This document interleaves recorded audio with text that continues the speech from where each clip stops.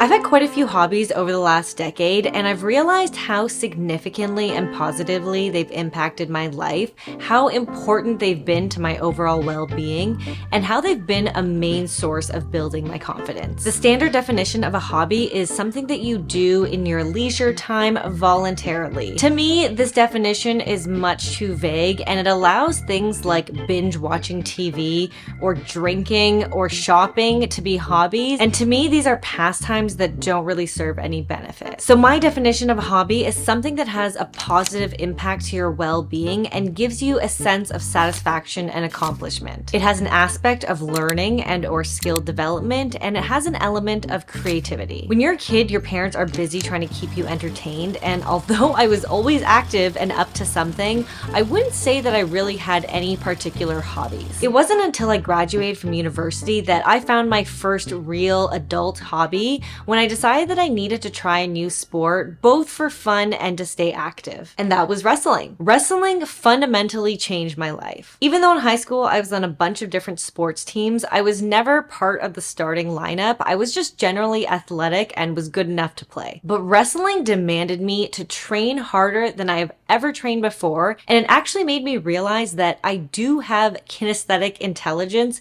It's just with my own body and limbs and not with me having to coordinate with another thing like a soccer ball or a basketball. It brought out a passion for grappling sports that I never even knew was within me, and through that experience, I learned just how capable and strong I really am. When I started wrestling, I was not even in any sort of athletic shape because I was not working out regularly when I was in university. So it really took some time for me to build that strength and endurance. We had a rope in the gym that came all the way down from the ceiling that we would use to practice grip strength. The first time I tried to climb it, I made the rookie mistake of gassing myself out by trying to climb up it as far as I could. By the time I had to go down, my arms were so tired that they just opened my hands and I slid all the way down to the floor. I ended up getting the worst rope burn I've ever had. The skin on my palm just completely ripped off. But from that experience, I learned the right way to get down is to descend slowly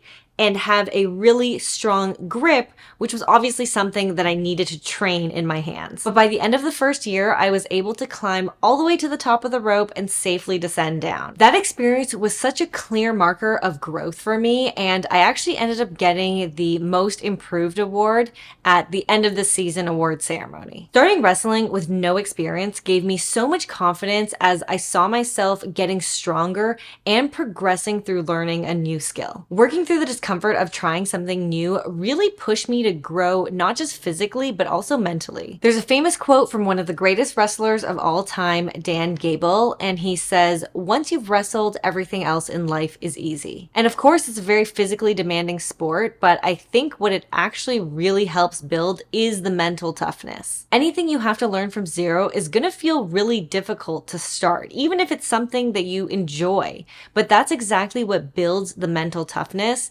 and mental toughness is what gives you confidence. And you're not always going to find people to do things with. Not everyone has the same interests as you. So part of the discomfort is working through just pursuing your hobby alone. I wanted to learn snowboarding for years, but I was always waiting for someone to take me and teach me. I always thought, like, how cute would it be if a boy taught me how to snowboard? Well, what happened instead was when things broke off with a boy who I thought would be the one to teach me, I decided, fuck it, I'm not gonna wait anymore, I'm gonna learn myself. So I ended up going with a group of friends, but because I had no experience, I took a quick lesson and then I was pretty much on my own that whole day just practicing on the bunny hill. And it was fucking hard. This was right after wrestling and I was already in my athletic prime. I thought surely there's no way this is gonna be that difficult for me to pick up. But I was wrong. Snowboarding engaged leg muscles that I didn't even know I had. And that first day and many times after that was just fall after fall after fall. But fall down 7 times, get up 8, right? Even though it's actually been a decade since I've started, there's been a few years where I haven't been able to get out at all that season,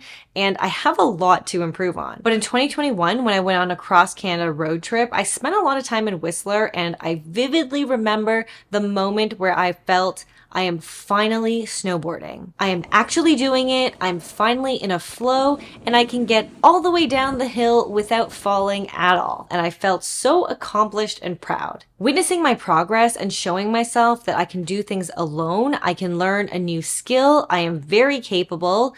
This has been the only real way that I've gained self-esteem and confidence. Not through the superficial way of changing the way that I walk or changing the way that I talk. Learning and gaining new skills is how confidence has naturally developed within me. And even though I was doing hobbies because I genuinely wanted to, they also made me a more interesting person. Think about the most interesting people that you know. Aren't they interesting because they have a lot of interests? What makes you interesting is your unique combination of interests and skills that give you experiences and stories and perspective. I can honestly say that during that time of wrestling, I felt like the coolest, baddest bitch because it's such a niche and uncommon sport. It was always something that stood out about me, that people were impressed by and they admired, which only helped me gain even more confidence. And the more things I tried and the more skills I gained, the more my confidence grew as I saw how versatile my interests and talents were. I started my YouTube channel when I was 30 with no experience in filming and editing. And for me, I can really get into a flow state with editing and I really enjoy it. But if I never tried and experimented with different things,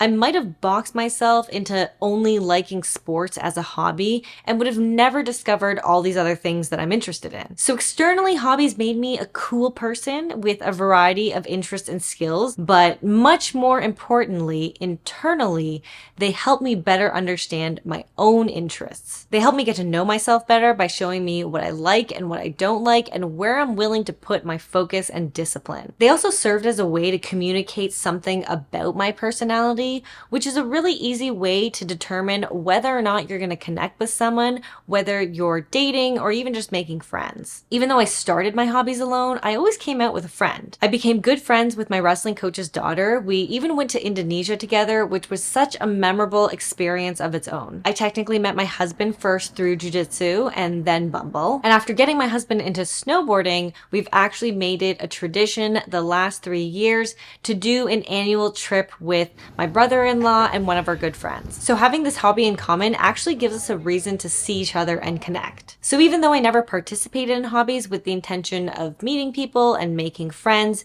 it's a really good way to actually build connections because you already have that one thing in common. As I've aged, I've noticed that it's been really easy to slip into comfort as I've settled down with a partner, in a career, and ultimately in a routine life. But comfort breeds complacency, and complacency makes you less adaptable to change. And guess what? Shit is always changing. When I stop pushing myself out of my comfort zone, I've noticed that my overall self-esteem and confidence go down. But when I have to learn from zero and through that I gain a new skill, my confidence grows. So this is a reminder to myself and to you to go and try that thing that you've been thinking of doing. It may just turn to a hobby, and if it doesn't, at least you experimented and figured out what you actually enjoy doing. It's all a learning experience. I'd love to hear in the comments what hobbies you guys have or plan to pick up. I think it'd be really helpful for some of us who don't know what hobbies to try. If you enjoyed this video, give it a like. Thank you so much for watching, and I'll see you in the next one. Bye!